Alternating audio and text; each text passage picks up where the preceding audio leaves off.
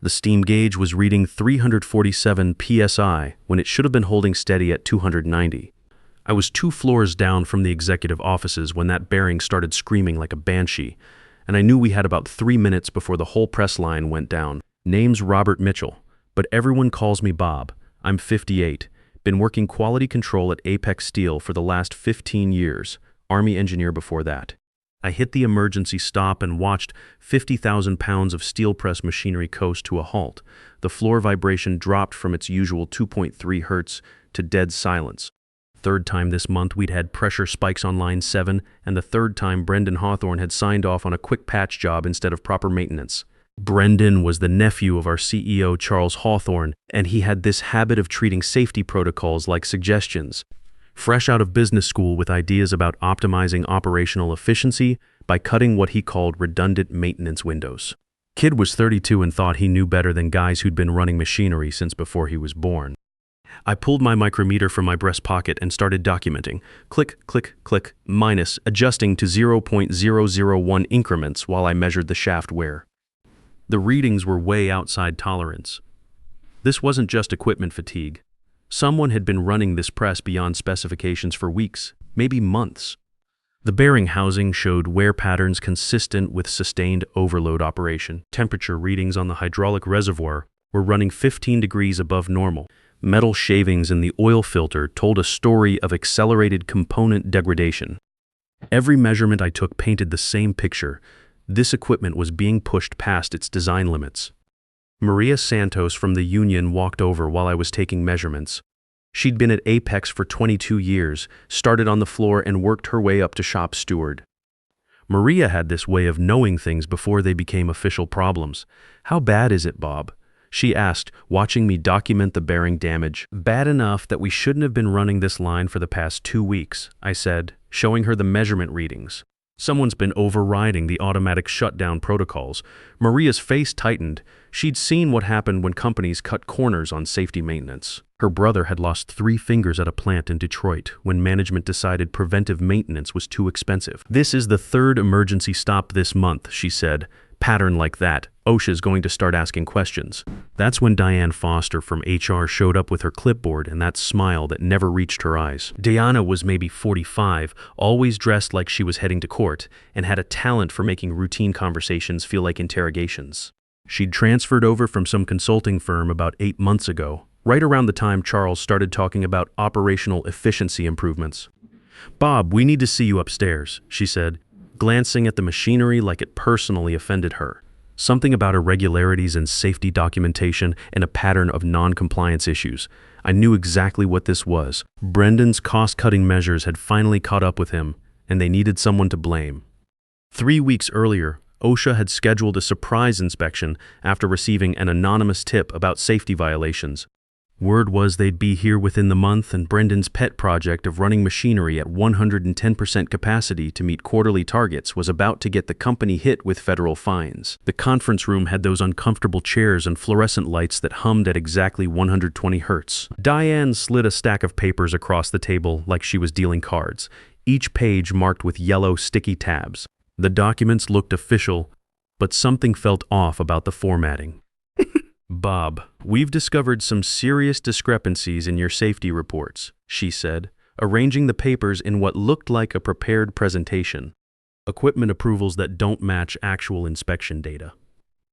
Maintenance deferrals that bypass federal protocols." I kept my hands flat on the table, but my thumb was already working the micrometer in my pocket. Click, click. The papers had my electronic signature, but the timestamps were wrong. According to these documents, I'd signed off on safety inspections at 2:47 a.m. on a Sunday when I'd been fishing at Cedar Lake with my grandson. The letterhead looked right, and the formatting matched our standard forms, but the serial numbers were off. Every legitimate safety report I filed carried a unique identifier embedded in the header, invisible to normal reading, but traceable through federal databases. These documents had generic placeholders where those numbers should be. "I'll need time to review these documents," I said, keeping my voice level. "And I'd like to see the federal database synchronization codes." Diane's expression tightened slightly. She wasn't expecting technical questions. "Bob, the company's prepared to offer a generous separation package. Early retirement with full benefits. You've got 20 years of good service here. The room temperature seemed to drop 3 degrees. They weren't just firing me. They were trying to buy my silence before I could ask too many questions about those forged documents. I asked for specifics about the alleged violations. She pointed to a safety manual, version 2019.3, but I noticed immediately it was outdated. We'd updated to OSHA standard 2021.7 18 months ago after new federal requirements came down. They'd grabbed an old copy from somewhere, probably hoping I wouldn't notice the discrepancy. "I'll need the current manual," I said calmly, "and the Federal Compliance Database access codes for verification." That's when I knew they'd picked the wrong inspector to frame. 23 years in the Army teaches you something about documentation and chain of custody. Every safety report I filed had that unique serial number embedded in the header, like an invisible signature that couldn't be faked or duplicated. Diane handed me a temporary suspension letter, suggesting I clear out my desk that afternoon. The letter was dated 3 days ago, before this meeting had even been scheduled. Someone had been planning this conversation for longer than they'd admitted. I nodded and left, but my mind was already racing through the evidence chain, the forged documents, the outdated manual, the predated suspension letter. This wasn't a spontaneous disciplinary action. Someone had orchestrated this whole setup in advance. I packed my toolbox while eyes flickered from laptop screens throughout the office. My micrometer clinked against the steel measuring blocks as I wrapped everything in oilcloth. Some of the guys looked sympathetic. Others seemed relieved it wasn't them facing the corporate buzzsaw. 20 years of building relationships, and now I was walking out like some kind of criminal. Steve Garrison from Building Security stopped by my locker. Steve was ex-Navy, about my age, and we'd shared enough coffee breaks to know each other's stories. He pretended to check his radio while he talked. "Your name showed up on a watch list last week," he said quietly, before any formal complaint existed. "Came down from executive level, marked for enhanced monitoring." My stomach dropped. A watch list created before they'd even decided what I'd supposedly done wrong. That meant someone had been planning this frame-up for days, maybe weeks. "Any idea who requested it?" I asked, closing my locker for what might be the last time. Steve shook his head. "Came through Diane's office, but the authorization code was from upstairs, way upstairs." I thanked him and headed for the parking lot, but my mind was already organizing evidence like puzzle pieces. The watch list, the forged documents, the predated suspension letter. Someone with executive access had orchestrated this whole thing in advance. That evening, I spread every safety report I'd filed in the last 6 months across my kitchen table. My wife Linda had passed 3 years ago, so the house was quiet enough to think. Real signatures, authentic timestamps, complete with serial numbers showing federal database synchronization. Each report showed consistent inspection patterns, systematic checks at proper intervals with detailed measurements and regulatory compliance. But the forged reports showed something different. Safety approvals supposedly signed in the middle of the night from executive workstations. One report particularly stood out, supposedly signed by me at 2:47 a.m. on that Sunday, but my building access badge showed I hadn't even been in the facility that weekend. I pulled out my Army-issued field notebook and started cross-referencing. Every piece of equipment I'd flagged for mandatory maintenance had been mysteriously approved for continued operation during those late-night sessions. The pattern was clear. Someone with administrative access had used my credentials to override safety holds, allowing production to continue despite federal violations. The timeline was too convenient. Press Line 7 had been pushing 110% capacity for the past 6 weeks. Right when these fake approvals started appearing, Bendon's quarterly bonus was tied to production numbers, and he'd been bragging about beating targets by 12% this quarter. Now I knew how he'd done it. I opened my laptop and started documenting everything. Each forged signature, every timestamp discrepancy, all the maintenance deferrals that had kept those lines running when they should have been shut down for repairs. The evidence was damning, but I needed more than just discrepancies to prove intentional fraud. That's when I remembered something from my Army days. Every electronic document I created carried embedded metadata, information invisible to normal users but traceable through forensic analysis. If someone had copied my templates to create those forged reports, my embedded serial numbers would be buried in their files like fingerprints. The next morning, I drove straight to the federal building downtown and filed a formal complaint with the OSHA regional office. I learned in military chain of command that when corruption goes high enough, you report outside the system. The receptionist directed me to Special Agent Roger Banks, a serious man in his 40s who looked like he'd seen enough corporate fraud to recognize the pattern. I cited specific federal regulations and attached a spreadsheet of equipment, serial numbers, inspection dates, and maintenance deferrals. Each entry included my embedded tracking codes and the discrepancies between my real reports and the forged versions. Mr. Mitchell, Banks said, reviewing my documentation, "These are serious allegations. We'll need to preserve all system access logs, equipment maintenance records, and safety database entries while we investigate." I requested specific preservation of building security footage, electronic access logs, and any documents bearing my supposed signature during off-hours periods. The key was my embedded serial numbers. If found in the forged documents, they'd prove someone had accessed my secure templates without authorization. Banks made notes throughout our meeting. "We'll be in touch within 48 hours to schedule formal interviews. In the meantime, avoid discussing this investigation with current Apex personnel." Within hours of filing the federal complaint, my personal phone rang. Diane Foster calling from a blocked number. Her voice had a new edge, like she was reading from a prepared script.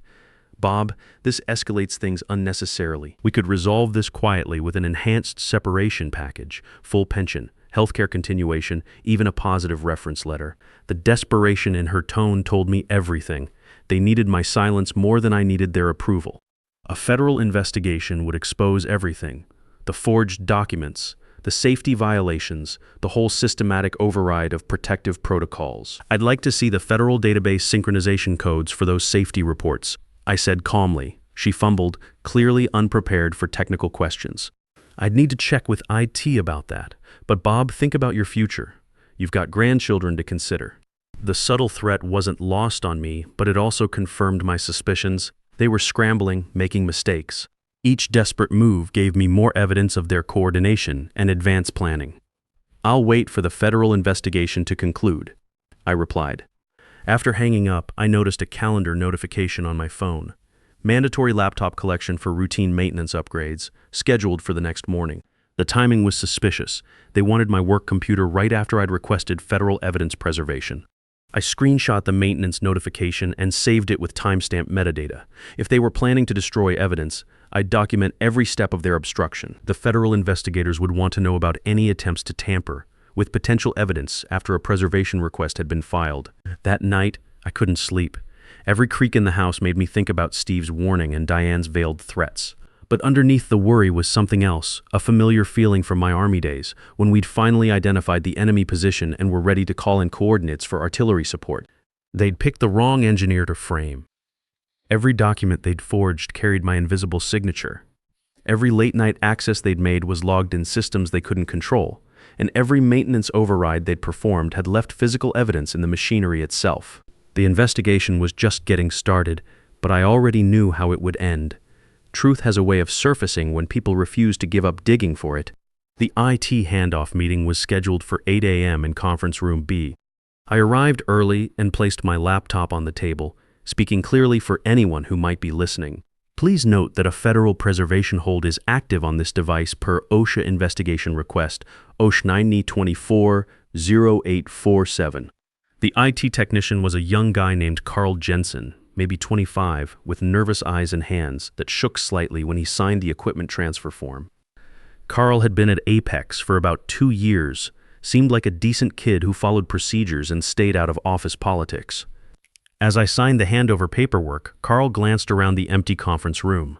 At the doorway, he paused and whispered, "They told me to wipe temporary logs after imaging." I didn't feel comfortable with that. My heart jumped, but I kept my expression neutral.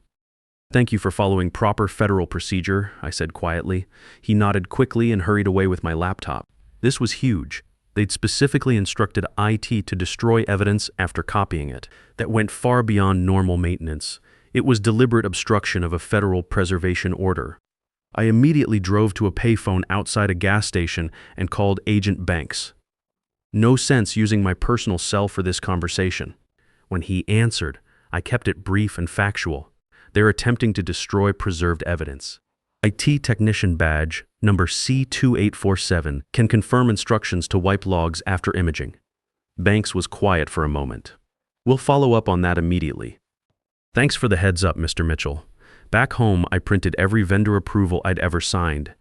Real signatures, authentic timestamps, complete with IP addresses showing where each approval originated from within the facility. I highlighted every policy clause I'd followed correctly, organizing everything chronologically like evidence in a court case.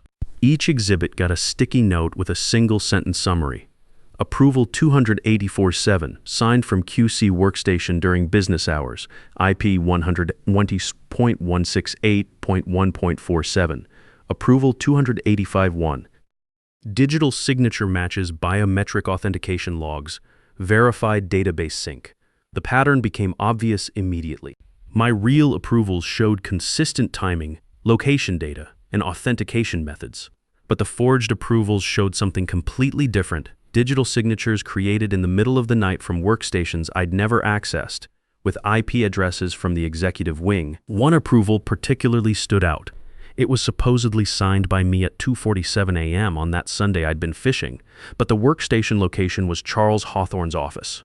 The IP address 192.168.112 was registered to the CEO's personal computer system. I stapled each exhibit carefully, creating a timeline that would be impossible for anyone to dismiss. The contradictions were glaring.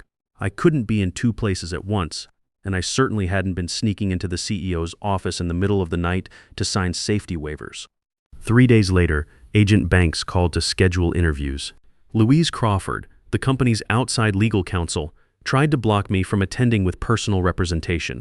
Her email cited internal investigation protocols and suggested I shouldn't need a lawyer for a simple clarification meeting. I forwarded her objection to my own attorney, Patricia Kowalski, a former federal prosecutor who specialized in whistleblower cases. Patricia's response was swift and legally precise. Client has absolute right to representation during any questioning that could affect employment status or federal compliance standing. The interview was scheduled for Friday morning in the federal building. Louise's attempt to isolate me had backfired, creating another piece of evidence showing corporate intent to deprive me of due process rights during a federal investigation. The interview room had glass walls and recording equipment. Agent Banks sat across from me with a legal pad, while Patricia took notes beside me. The questions were direct and technical. Did you approve continued operation of Press Line 7 outside federal safety parameters? Banks asked. I referenced my badge logs and building access records showing I'd never been in the facility during the timestamps in question.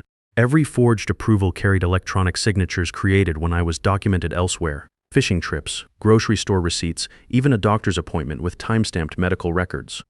When they asked about Brendan Hawthorne, I kept my answers factual and specific. Mr. Hawthorne requested expedited safety waivers for equipment operating beyond manufacturer specifications. I declined per federal regulation 29 CFR 19-2010-2012, which requires documented engineering analysis before exceeding design parameters. Banks made extensive notes throughout our conversation. As we concluded, he asked one final question that surprised me. Mr. Mitchell, have you heard of Titan Industrial Services before this investigation? I had to think for a moment. Yes, Brendan specifically requested expedited approvals for maintenance contracts with Titan. Said they offered specialized services other contractors couldn't provide. Banks' eyebrows rose slightly, and he made another note. After the interview, Patricia seemed satisfied with how it had gone. They asked about Titan before you mentioned it. She observed, someone else already flagged that contractor. The investigation was moving faster than Diane and her team realized. While they'd been focused on covering up the forged safety reports, the federal agents had been following money trails and vendor relationships that opened up entirely new avenues of inquiry. That afternoon, Brendan found me in the grocery store parking lot. His expensive BMW was parked next to my pickup truck, and he was leaning against the driver's side door like he owned the place. Still wearing that practiced smile, but his suit looked rumpled, and his confidence seemed forced. Tough week. Huh, Bob? He placed a hand on my shoulder like we were old friends sharing a difficult moment. Maybe we both got a little loose with procedures lately. These federal guys don't understand operational pressures like we do. I didn't respond, just watched his face while he shifted tactics. He lowered his voice conspiratorially, glancing around the parking lot like someone might be listening. Uncle Charles always says family looks out for each other during rough patches. The important thing is getting past this quickly without anyone getting hurt unnecessarily. The casual mention of his relationship to the CEO was supposed to remind me of the power structure I was challenging. But then Brendan made a crucial mistake that I almost missed. I'm sure this Phoenix tracking thing will sort itself out once IT explains the version conflicts, he said. Phoenix was my internal code name for the embedded serial number system, a detail I'd never shared with anyone at Apex, only with Agent Banks during the federal interview. Brendan had just revealed he'd seen my private case files or had access to federal investigation information he shouldn't have possessed. My expression didn't change, but internally I was celebrating. He just handed me smoking gun evidence that the cover-up extended beyond forged documents into active monitoring of the federal investigation itself. Good luck with everything, Brendan, I said calmly, getting into my truck. As I drove home, I called Patricia from my cell phone and left a brief message. Subject mentioned classified investigation details he shouldn't have access to. Meeting transcript should be preserved as evidence of ongoing obstruction. The net was tightening around all of them, and they didn't even realize how many mistakes they were making. A week later, OSHA completed their forensic analysis of the preserved systems. The email from Agent Banks was clinical and devastating. Serial number verification completed. Embedded tracking codes identified in production documents created 2:14 a.m. Sunday. Unauthorized access from user terminal BH-ACP02. BH-ACP02 was Brendan's executive workstation. My invisible serial numbers had traveled from my secure templates into the falsified safety approvals, proving definitively that he'd stolen my credentials to create the forgeries. Every forged signature carried my embedded tracking codes like fingerprints on a murder weapon. The timeline matched perfectly with building access logs I'd already provided.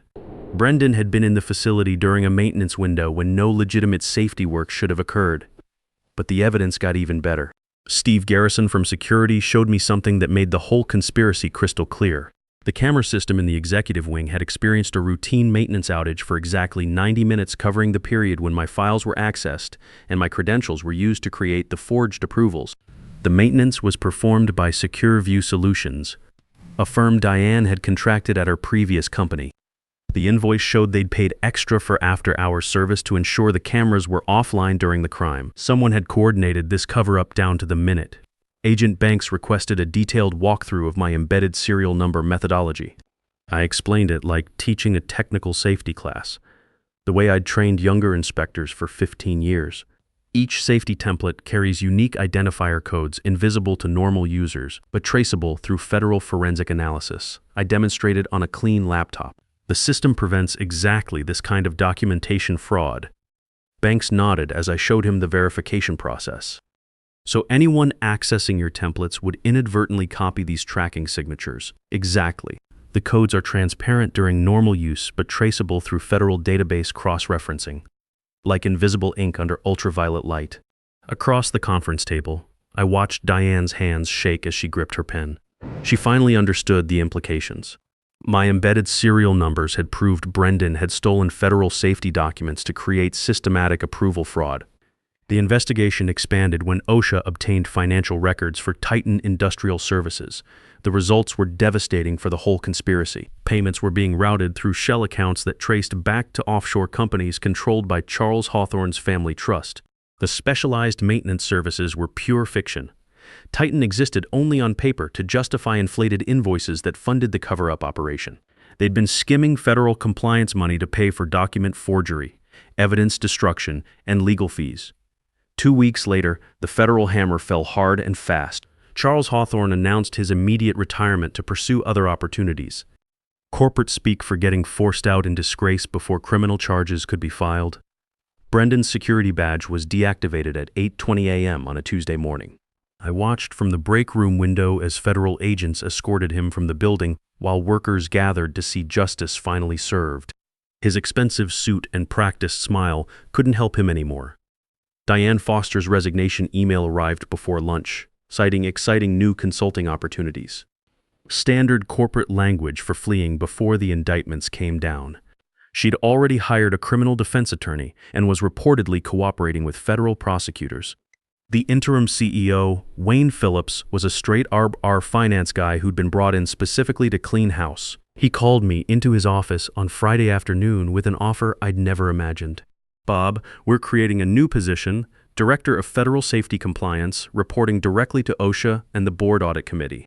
Independent authority over all safety protocols, with federal regulatory backing.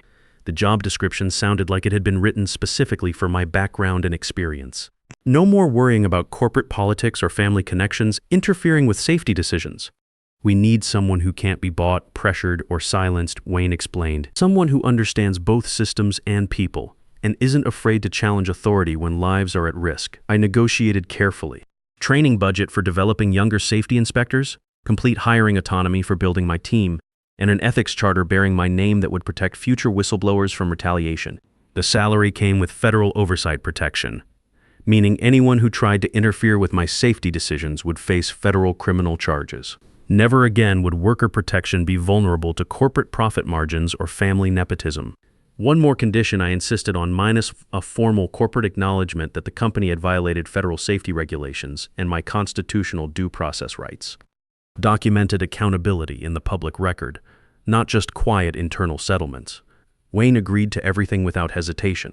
The federal investigation had exposed liability issues worth millions in potential fines and lawsuits. Hiring me was the smartest insurance policy the company could buy. I didn't take my old desk back in the quality control lab.